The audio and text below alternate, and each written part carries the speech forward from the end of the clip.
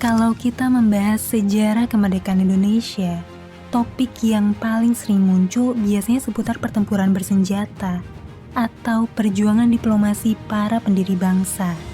Dan tentu aja, kedua hal tersebut punya peran yang sangat penting. Tapi pernah nggak kamu mikirin satu pertanyaan ini? Semua perjuangan itu sebenarnya dibiayai sama siapa? Coba bayangin, tentara butuh makanan, senjata, bahan bakar, amunisi, dan berbagai perlengkapan perang.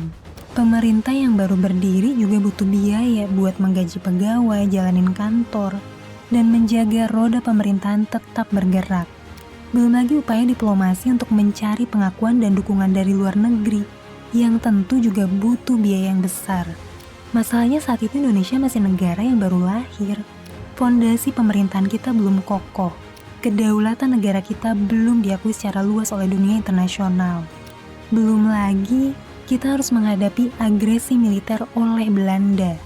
Pada saat itu, uang kas belum terbentuk, bahkan sistem anggaran kayak APBN belum disusun seperti yang kita kenal sekarang. Dan setelah Perang Dunia berakhir, Belanda juga ngelakuin blokade jalur perdagangan yang bikin perdagangan Indonesia lumpuh, dan kebutuhan logistik susah didapetin.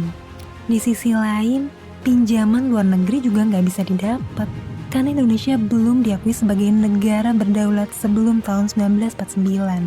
Dengan semua kondisi itu, dari mana Republik Indonesia bisa membiayai perjuangan kemerdekaannya selama bertahun-tahun? Nah, video ini akan berusaha menjawab pertanyaan tersebut. Yuk kita bahas satu persatu. Sumber pendanaan pertama untuk perjuangan kemerdekaan kita berasal dari sumbangan sukarela dari rakyatnya sendiri. Di masa-masa awal kemerdekaan, pemerintah membentuk sebuah program penggalangan dana yang dikenal dengan nama Fons Kemerdekaan. Lewat program inilah, pemerintah diajak ikut membiayai negara yang bahkan usianya baru hitungan hari. Dan saat itu, semua elemen masyarakat semangat buat membangun negara baru dan lepas dari penjajahan. Uniknya yang disumbangin bukan cuma uang, ada yang nyerahin emas perhiasan, ada yang nyumbangin hasil panen, ada yang menggelar pertunjukan amal buat ngumpulin dana. Bahkan ada istri perjuang yang baru aja gugur di medan perang, tapi tetap memilih buat nyumbangin harta yang masih ia miliki untuk Republik. Di saat banyak negara yang lahir didanai oleh pinjaman dari luar negeri, Indonesia justru lahir dari gelang, cincin, emas, dan tabungan masyarakat yang sukarela dilepaskan oleh rakyatnya sendiri. Dana-dana inilah yang kemudian dipakai untuk menjalankan roda pemerintahan, membeli logistik, membantu Palang Merah Indonesia, sampai memenuhi berbagai kebutuhan perjuangan di masa-masa awal kemerdekaan. Dan pengorbanan itu bukan hanya datang dari rakyat biasa. Beberapa penguasa daerah juga mengambil keputusan yang luar biasa. Salah satunya adalah Sri Sultan Hamengkubuwono IX dari Yogyakarta. Ketika pemerintah Republik harus meninggalkan Jakarta dan memindahkan ibu kota ke Yogyakarta, Keraton Yogyakarta bukan hanya menyediakan tempat bagi pemerintahan Republik. Keraton juga ikut menanggung berbagai kebutuhan operasional negara, mulai dari gaji presiden dan para menteri, biaya operasional pemerintahan, kebutuhan tentara Republik Indonesia, bahkan biaya perjalanan diplomasi ke luar negeri.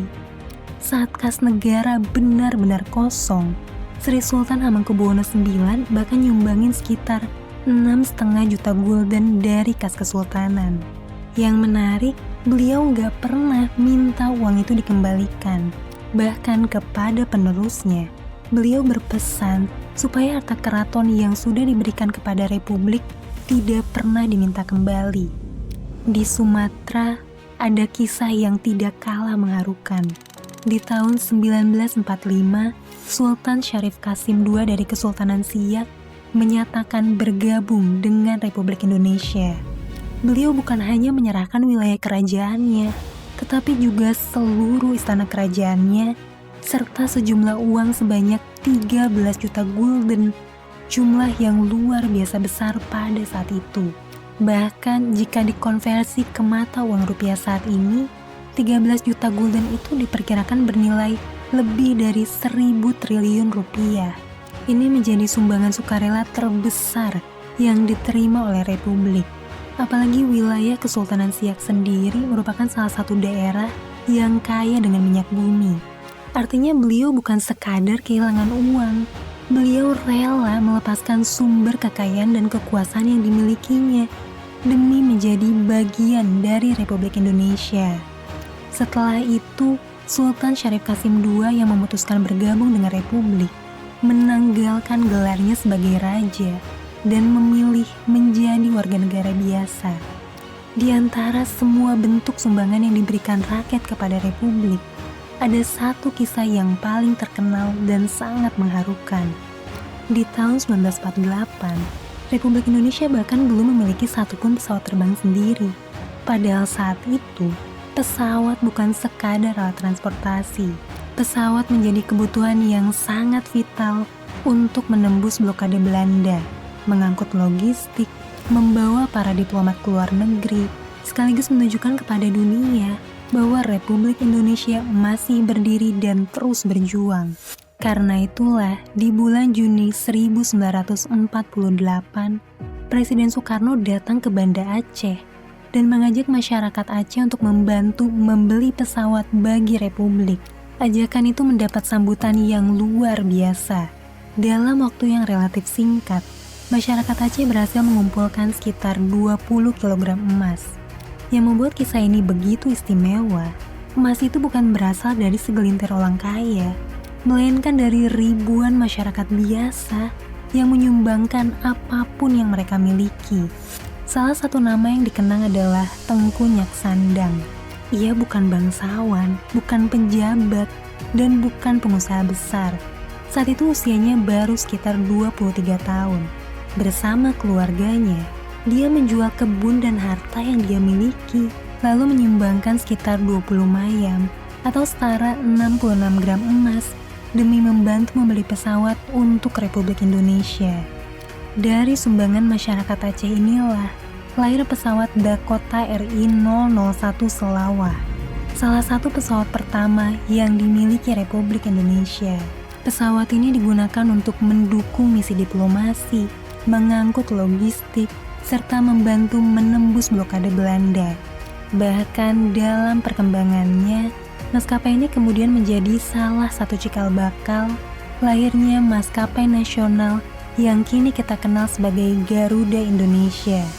Sulit membayangkan bahwa salah satu fondasi sejarah penerbangan Indonesia ternyata lahir bukan dari investasi pemerintah atau pinjaman luar negeri, melainkan dari emas yang dikumpulkan sedikit demi sedikit oleh rakyat biasa yang percaya bahwa Republik ini layak diperjuangkan.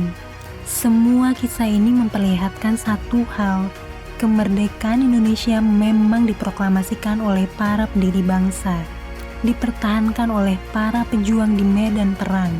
Tetapi, negara ini juga bertahan karena jutaan rakyat biasa rela mengorbankan sebagian dari apa yang mereka miliki, bukan karena mereka yakin Republik pasti menang, melainkan karena mereka memilih percaya bahwa Republik ini layak diperjuangkan. Setelah mengandalkan sumbangan dari masyarakat, pemerintah sadar satu hal, sumbangan mungkin bisa membantu negara bertahan selama beberapa waktu, tapi negara tidak mungkin berjalan bertahun-tahun hanya mengandalkan kemurahan hati rakyat. Republik membutuhkan sumber pendanaan yang jauh lebih besar.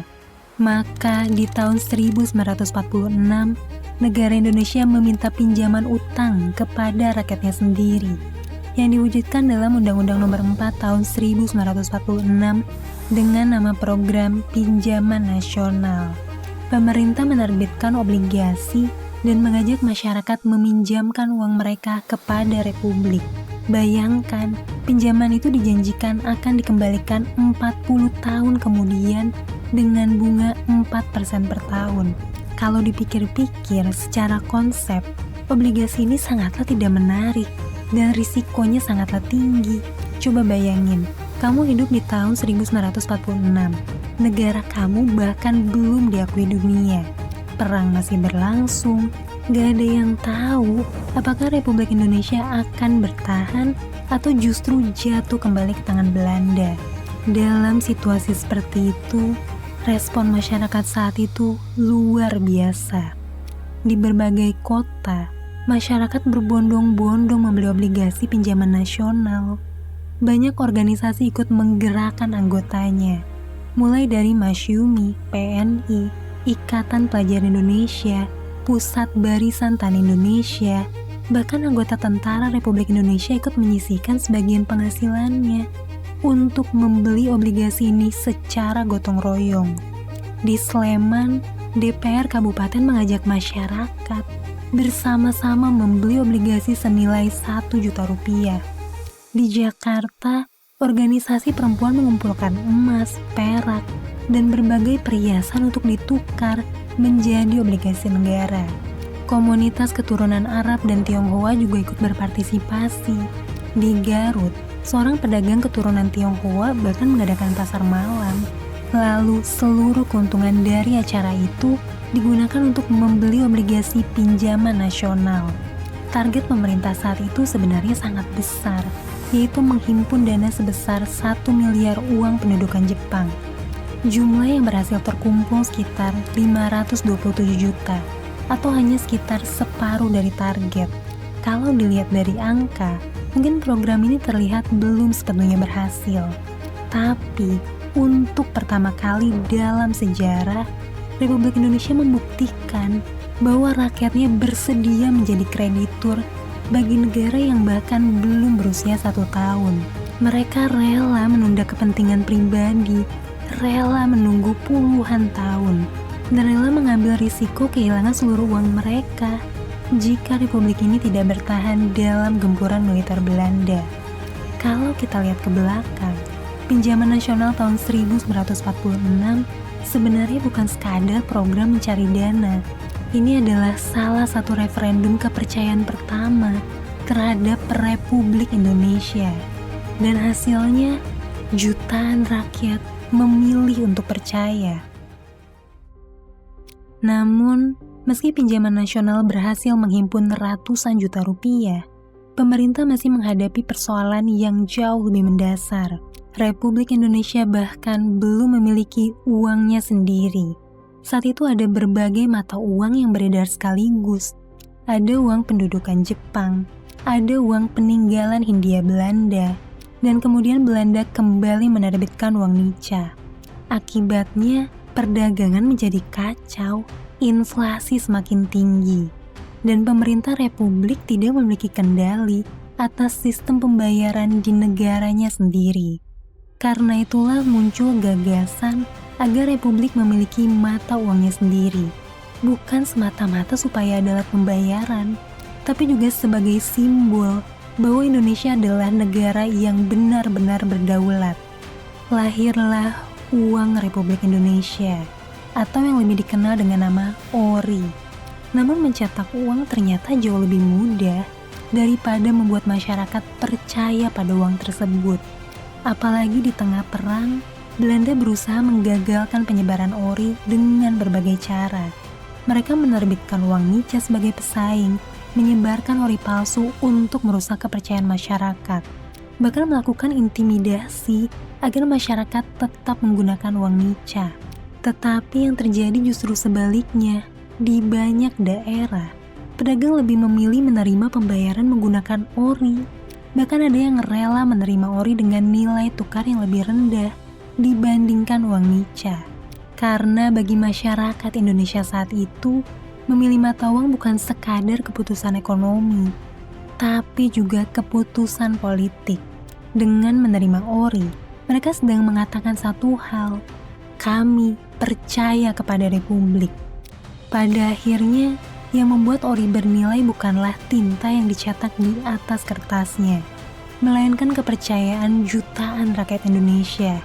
Kepercayaan yang sama, yang sebelumnya membuat mereka rela menyumbangkan harta secara sukarela dan membeli obligasi pinjaman nasional yang dijanjikan pengembaliannya puluhan tahun kemudian. Tetapi, memiliki uang saja ternyata belum cukup, karena sebanyak apapun uang yang berhasil dikumpulkan, Uang itu tidak ada artinya kalau barang yang dibutuhkan tidak bisa dibeli. Di tengah kondisi perang dengan Belanda, logistik mulai langka, obat-obatan sulit didapat, senjata mustahil dibeli secara terbuka. Dan inilah masalah berikutnya, Belanda menutup hampir seluruh jalur perdagangan Republik Indonesia. Belanda memainkan strategi yang sangat mematikan. Mereka tidak hanya menyerang secara militer, mereka juga berusaha mencekik Republik lewat blokade ekonomi. Pelabuhan-pelabuhan diawasi, kapal-kapal nelayan diperiksa. Republik sekali lagi dipaksa mencari jalan yang tidak biasa. Masyarakat dan pejuang melakukan operasi penyeludupan ke Singapura dan Malaya. Hasil bumi Indonesia seperti karet, gula, vanili, kopra, hingga emas dikirim secara rahasia ke luar negeri. Lalu uang hasil penjualannya dipakai untuk membeli berbagai kebutuhan yang jauh lebih penting. Mulai dari senjata, amunisi, obat-obatan, peralatan komunikasi, sampai perlengkapan militer yang dibutuhkan pasukan Republik. Untuk mengordinasikan operasi ini, di tahun 1947, pemerintah bahkan membentuk sebuah kantor perwakilan di Singapura yang dikenal dengan nama Indonesia Office atau Indov. Di atas kertas, kantor ini menjalankan fungsi diplomasi dan perdagangan, tapi dalam prakteknya, Indov menjadi salah satu pusat operasi ekonomi Republik di luar negeri. Dari sanalah berbagai transaksi, jaringan perdagangan, hingga pembelian logistik dilakukan secara diam-diam. Salah satu operasi yang paling terkenal adalah Operasi Meriam B. Dalam operasi ini, sekitar 100 ton gula berhasil diseludupkan ke Singapura. Mungkin sekarang gula terdengar seperti barang yang biasa, tapi saat itu, gula adalah aset berharga yang bisa ditukar dengan senjata. Uang hasil penjualannya kemudian dipakai untuk membeli ribuan senapan, meriam anti pesawat, posko medis, hingga perlengkapan untuk satu resimen tentara. Yang menarik, orang-orang yang menjalankan operasi ini tidak selalu tampil sebagai tentara. Salah satunya adalah Suryono Darusman dari Departemen Luar Negeri. Supaya tidak dicurigai, dia menyamar sebagai seorang saudagar. Bahkan demi membuat penyamarannya semakin meyakinkan, dia bawa istri dan anaknya yang masih berusia 6 tahun dalam perjalanan tersebut. Di Singapura, operasi ini juga dibantu oleh banyak orang yang diam-diam bersimpati kepada perjuangan Indonesia. Salah satunya adalah Jolo, mantan pejuang bawah tanah di Malaya saat pendudukan Jepang. Ketika dana Republik mulai menipis, dia bahkan ikut nyumbangin 20.000 dolar Singapura supaya kapal pengangkut senjata tetap bisa berlayar. Kisah-kisah seperti ini menunjukkan bahwa perjuangan mempertahankan kemerdekaan tidak hanya terjadi di hutan, di parit, atau di medan perang, tetapi juga di pelabuhan, di gudang-gudang penyimpanan, di kapal-kapal dagang, di ruang negosiasi, dan di balik identitas palsu para penyeludup yang mempertaruhkan nyawa agar Republik tetap bisa bernafas. Blokade Belanda memang berhasil menutup banyak jalur perdagangan, tetapi mereka gagal menghentikan aliran logistik bawah tanah yang lahir dari rasa persatuan para pejuang kita yang tersebar di negara-negara tetangga. Kalau kita kembali ke pertanyaan di awal video, sebenarnya siapa yang membiayai perjuangan kemerdekaan Indonesia? Jawabannya ternyata bukan cuma satu orang, bukan satu lembaga, bukan pula satu sumber pendanaan. Republik Indonesia bertahan karena jutaan orang mengambil perannya masing-masing. Ada yang menyumbangkan emas dan harta bendanya. Ada yang membeli obligasi pinjaman nasional meskipun belum tahu apakah negaranya akan bertahan. Ada yang memilih menggunakan ori sebagai bentuk kepercayaan kepada Republik. Ada yang mempertaruhkan nyawa menyeludupkan hasil bumi dan logistik demi menembus blokade Belanda. Ada pula para pemimpin daerah yang rela menyerahkan harta, kekuasaan, bahkan kerajaannya untuk menjadi bagian dari Indonesia. Kita sering mengingat perjuangan kemerdekaan melalui kisah para pejuang yang mengangkat senjata di medan perang. Padahal, Di balik setiap peluru yang ditembakkan, setiap diplomat yang berangkat ke luar negeri untuk mendapatkan pengakuan internasional, di setiap rumah sakit yang merawat korban perang, dan di setiap kantor pemerintahan yang tetap berjalan, ada biaya yang harus dibayar. Dan biaya itu sebagian besar ditanggung oleh rakyat Indonesia sendiri. Menurut Ngomu, ini salah satu hal yang paling luar biasa dari sejarawan Republik. Sebelum Indonesia memiliki cadangan devisa, sebelum memiliki APBN yang mapan, sebelum mendapat pinjaman dari luar negeri, bahkan sebelum diakui sebagai sebuah negara oleh dunia, modal terbesar Republik bukanlah uang, melainkan kepercayaan rakyatnya sendiri. Dan mungkin itulah alasan kenapa Indonesia mampu bertahan melewati masa-masa paling sulit dalam sejarahnya. Karena ketika sebuah negara belum memiliki apa-apa, tetapi rakyatnya masih percaya, selalu ada harapan untuk terus berdiri.